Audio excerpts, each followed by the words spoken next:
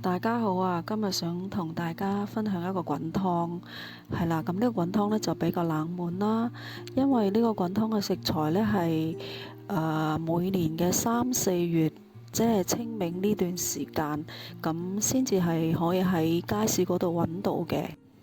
咁佢就係我今日想同大家分享嘅艾葉啦。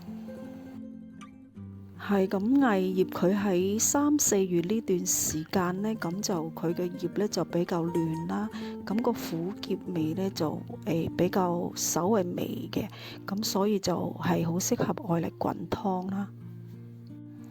係啦，咁講返艾葉啦，咁佢對呢個女性呢就特別好㗎喎。咁點解咁講呢？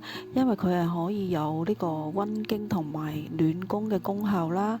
咁我哋女性飲多啲就會係好有益嘅。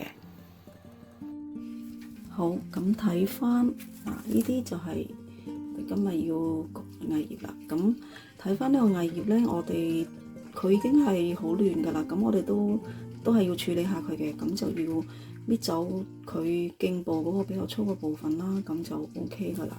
咁除咗艾葉，咁我另外會加呢個瘦肉啦，同埋薑2片，仲有蛋1隻啦。好啦，咁睇翻呢個材料，我而家已經處理好噶啦。咁呢個艾葉我就洗乾淨噶啦。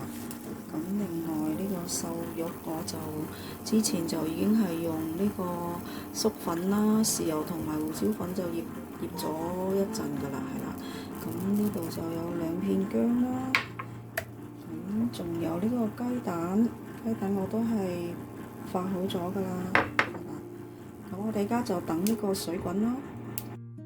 好啦，咁而家水滾噶啦，咁我哋而家就落材料啦。咁我落咗2片薑先。係瘦肉啦，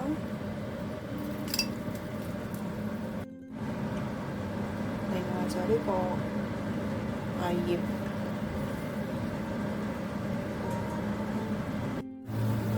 好啦，大家睇到咁依家個湯呢就滾緊㗎啦，咁我依家呢就會冚埋個蓋啦，咁會滾佢大概係10分鐘到啦。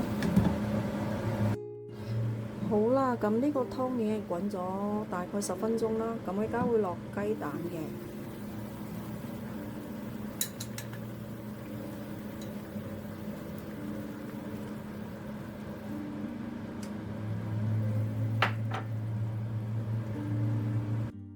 好啦，咁睇到落咗蛋啦，咁係啦，咁我哋而家就呢個湯係滾好噶啦。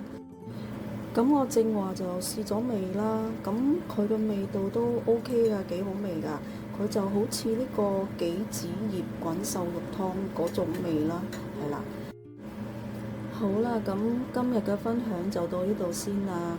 咁希望大家鍾意我今日呢個驅寒同埋暖身嘅滾湯啦。咁大家記得幫我按讚啦、訂閱同埋分享出去啦。下條片見啦，拜拜。